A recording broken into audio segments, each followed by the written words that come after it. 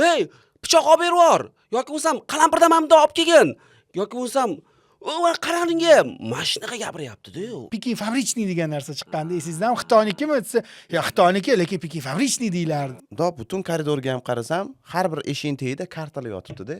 U kartalda yalang'och ayollar turibdi-da. Ana endi xizmat O'zbekistondan ham o'rtoqlarim o'ziga ish qilib olganda, doimiy ish qilib olgan o'ziga. Har kecha "Ya, men bu ishga ketishim kerak" deydi. Bundoq ofitsiantga aytadiki, "Bundoq qilib turib, bundoq qilib turib, bundoq qiladi". Mana bu qornida qatidandir chuq qilib chek chiqyapti. Voy, qayog'idan chiqayotgan ekan, hayron bo'lgan. Sadi nimadandir masa qilib o'tiribdi ekan. Voqeasida bor. A few moments later.